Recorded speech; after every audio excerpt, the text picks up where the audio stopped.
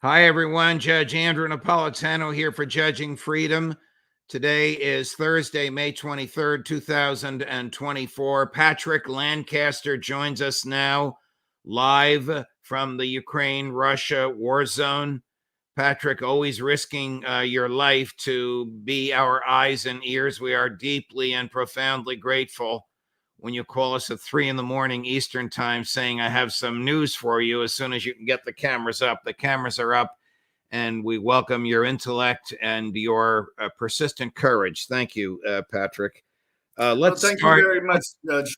Sure. Let's start with some basics before we get into the specifics of what you have been telling us. How fragile is the Ukraine military at this point in time, late May 2024? Well, first of all, thanks for having me on again, Judge. It's always great to be able to show the world what's happening here together. As far as the situation on the ground, as the last time we've been on, Russia is making continued major advances on the ground. Virtually almost every day, there is more and more villages and towns, cities getting taken control of by Russia, and the Ukrainian forces withdrawing from these villages. Just days ago, we had the village of Volchansk in the Kharkov region taken full control of, reportedly, which was reported by the Russian forces. And this doesn't just go for the northern area, as far as the Kharkov region goes. This goes for the territories that Russia claims is part of Russia by Russian law, which is the what Ukraine calls the Donetsk, Lugansk, Zaporozhye, and Kherson region, and what Russia calls the Lugansk People's Republic region, Donetsk People's Republic region, Zaporozhye, and Kherson. Now, just today, the Russian Ministry of Defense has claimed full control of the Andriivka town in the Donetsk region, or Donetsk People's Republic region, however you want to look at it. And again, this is territory that is looked at by the West, and both Western Ukraine and Western countries and NATO and internationally as part of Ukraine, but these are areas that, as far as Russian law goes, are part of Russia, regardless what side you take. And this is one of just the latest villages that has been part of the continued push by Russian forces. As we know, just about 2 months ago, Russian forces took the major strategic and symbolic city of Avdiivka, suburb of Donetsk, which Ukrainian forces had been shelling Donetsk for literally almost a decade from. And that almost seemed, as I said before, a turning point as far as Russia just plowing through massive amounts of territory and taking control. You sent us a photo of a Russian soldier inside a liberated courthouse. There's the photo. His face is pixelated out. What does that sign say? Did you take this picture? No, Judge, I did not take the picture. This is a picture that was released by Russian forces, and it is purportedly to show control of the center of the Volchansk region or town, and particularly the courthouse that says in Ukrainian language, Ukraine, and basically the district courthouse of the Kharkov region, and that's to show for the Russian soldiers to show that is under control of Russian forces. Okay, so when the Russian soldiers liberate a government building like a courthouse, what happens in the building? Do the judges and the officials in the courthouse suddenly show their loyalty to Russia, or are these people out of jobs and they are replaced by Russians? Well, it's an interesting question. As far as what I've seen myself in the Donetsk, Lugansk areas, the vast majority of these areas are Russian people, and they in Mariupol as well. They just, when Russia comes, they say they've been waiting for Russia. I interviewed the civilians that were left in Avdiivka and said they'd been waiting for almost a decade for Russia to come, because I mean these are Russian, ethnically Russian people, even though they had Ukrainian passports. These are people that don't want anything to do with the Ukrainian government and all right, want so to the be people part of running Russia. the people running the courthouse, the administrators, the clerks, the armed guards, and the judges welcomed the Russian liberation. Well, in this particular case, I can't say for sure, but in most of the times when the front line changes like this, the workers have long left, because I mean this is an active front line, and it's not like the Russian forces show up and close the courthouse. I mean these many of these buildings are destroyed from the ongoing fighting. So a lot of these villages that are taken are symbols that are being taken. A lot of the villages destroyed, some not, but yeah. You sent us an apartment strike and a building collapsing. Chris is going to run it now. What are we watching? What are we seeing here, Patrick? This is a apartment building in the city of Belgorod, in the Belgorod region of Russia, not a disputed region of what some consider Ukraine, some consider part of Russia. This is Russia proper.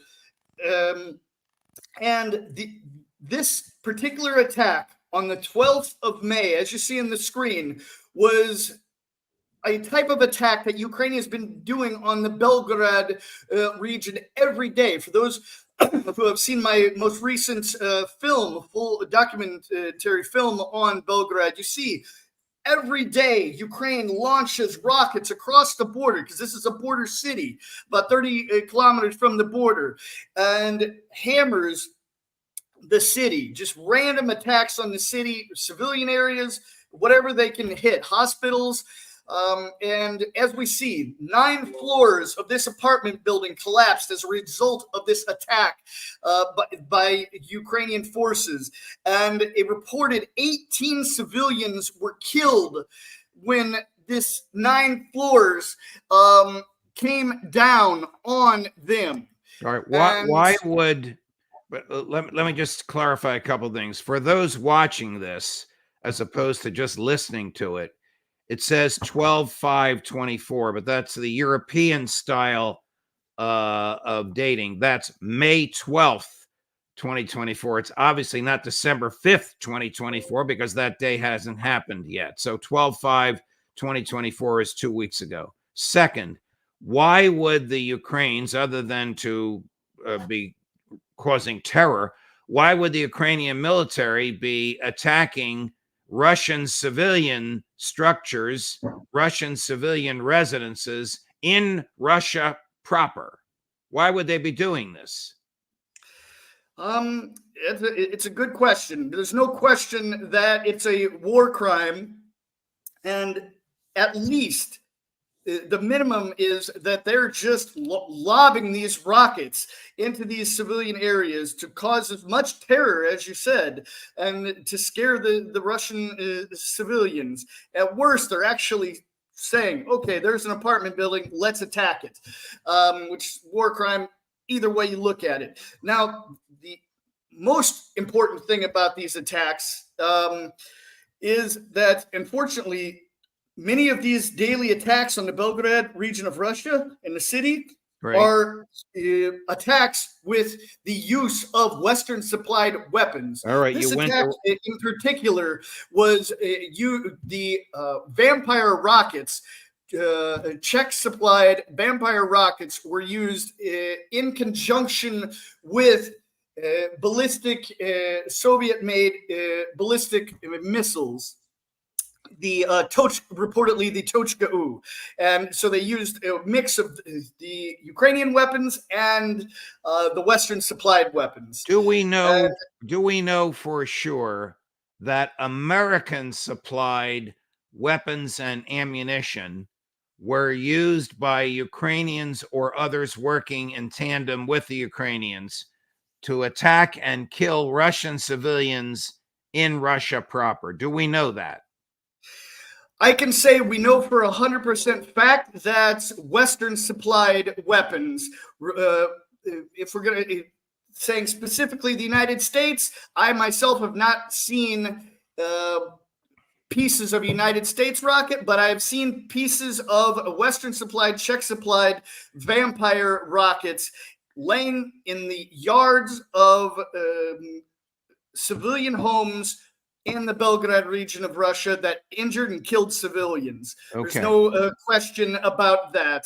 That these weapons, if we look at actually deeper into the war zone in the disputed areas, I have seen United States HIMARS rockets kill dozens of civilians and damage dozens of homes, not just in a one-off, but over the last 2 years. All right. There's no question that United States weapons are being used to target and kill civilians in the war zone overall.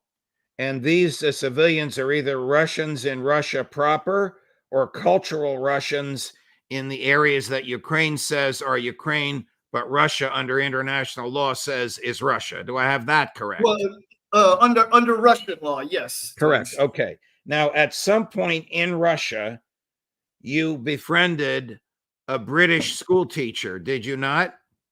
Yes, Ian Turner. He's a British man that has been living in the city of Belgrade for many years, and very intelligent man, and had a lot of interesting things to say about the situation in the war as far as coming from the eyes of a local foreigner in the Belgrade region, what he had to say about what Ukraine was doing to the people of his new city. Okay, so we're going to run the brief interview you did with him, and then you and I will talk about it. So this is Ian Turner, a British teacher living in Russia, who's about to give an eyewitness account and comment on the use of Western supplied weapons to kill people around him. This is close as we can get to this disaster zone, courtesy of the British and the French and the Americans. This is where people died in large numbers. There's no military target anywhere near us. No one's allowed in Belgrade. This is the result of a missile attack that hit the second story above an archway which collapsed the whole building. The whole city is in mourning. We're all in shock. This could have happened anywhere in the city. We're all victims of this. And this war needs to stop. This is a civil war between the Russians and the Ukrainians. Any outside help is just helping to kill innocent people. Babies, women, children, old people hiding in their own houses.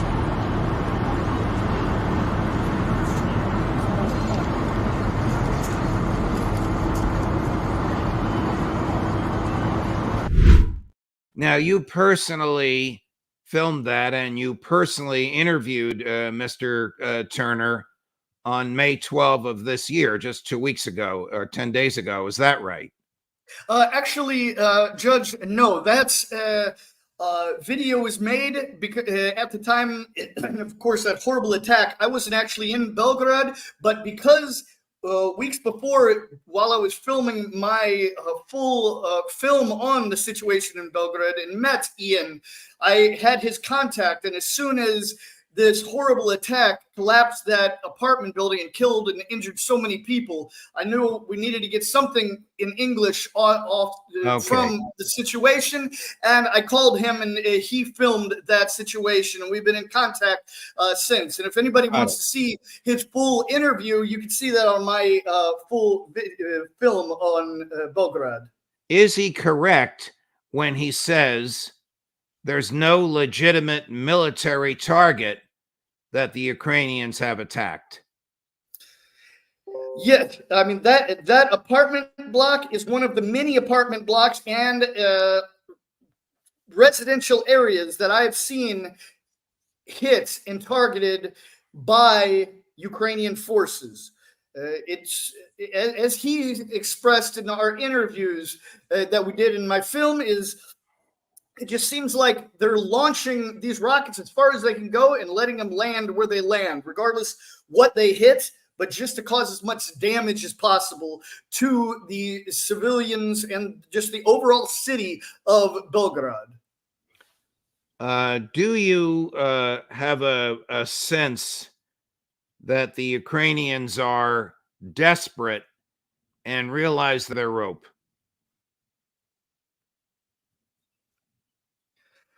Well, at the rate that Russia is taking so much new territory, it seems like now it's just a waiting game until the United States realizes that this is a bad investment and pulls the plug. And then things are really going to start moving fast, because the only reason people are still dying in this war right now is because the United States and the West is supplying these weapons. If they would not have been doing that, regardless what side you favor, people would have stopped dying a long time ago. And people are still dying because the United States is supplying these weapons. The United States knows that by Russian law, nothing can be done to stop Russia from pushing until they take full control of the territory that Russian law considers as part of Russia.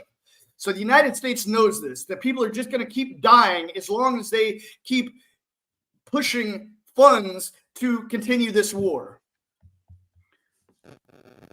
Do you sense that the Russians have become more aggressive and are taking advantage of the Ukraine desperation? Question one. Question two, are the Russians still attempting to concentrate their fire on military as opposed to civilian targets? The Russian forces now, in my opinion, have fully moved, and this has been going for a while, after taking control of Avdiivka, moved into, as they call it, the storm mode or the assault mode, where the point now is not just to stabilize the situation, stabilize the front, but the point, it seems now, is to push and to take as much territory as possible. So they've opened the floodgates as far as I see. And as far as Russia attacking civilians, there's no real purpose for Russia to be targeting civilians. Right now, Russia wants to target military and infrastructure. As far as just going out of their way to target civilians, it would just be a waste of resources. So that's my thought on that. Okay. I'm going to run a clip for you now and ask for your opinion on it. This is the famous or infamous, depending upon which side of this argument you stand, Victoria Nuland, the well-known American State Department official who's been accused of orchestrating the coup in 2004 and the coup in 2014. And then she was recently dismissed from the State Department and given a teaching position at Columbia University in New York City, alongside her longtime friend and colleague, Hillary Rodham Clinton.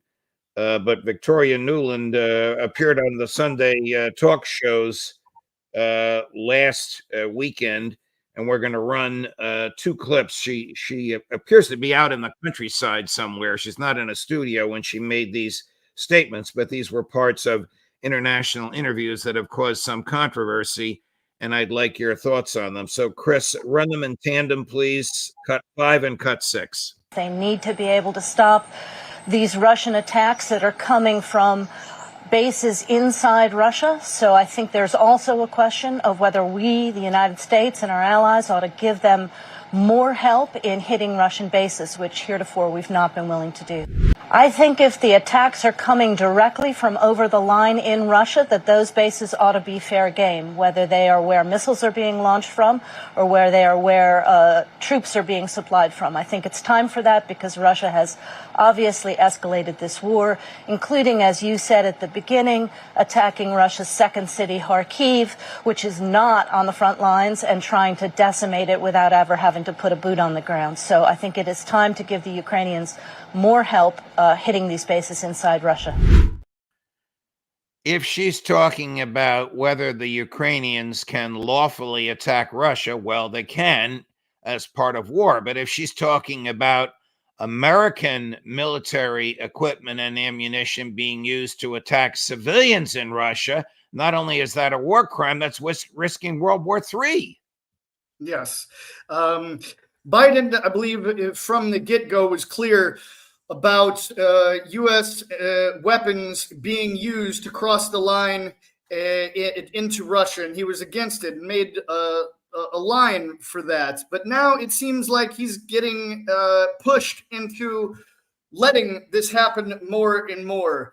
And it seems a very dangerous line to cross, because once you get to the point of Western supplied, United States supplied weapons being used to kill Russian civilians, even Russian soldiers, but killing Russian soldiers are civilians inside of Russia, not inside of the disputed area, but inside of Russia and even deep inside of Russia. This can trigger a serious response from Russian forces and Vladimir Putin. So I think Biden needs to really consider how carefully to move forward and what he lets Zelensky do with these weapons. Do you think that the West understands that President Putin doesn't bluff, that when he threatens to do something, if a tripwire is reached, he'll do it?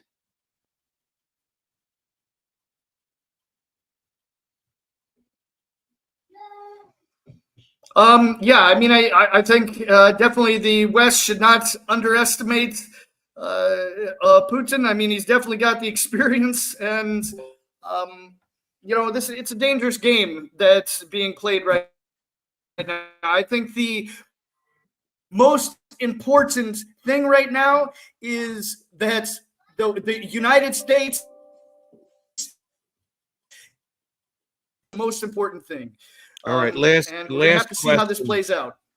Last question, Patrick. Where can Judging Freedom viewers see you, find you? Where can they download your work? Where can they catch your full interview with the British teacher? As normal, my major reports I post to my YouTube channel, Patrick Lancaster, and my film on Belgrade's the last video that I posted. You can check that out and see our full interview and much, much more in Belgrade. And I also post on Twitter and Telegram as Patrick Lancaster News Today or at PL News Today. And as always, I'm totally an independent, crowdfunded journalist. I believe people can find my link to help support my work in the comments below.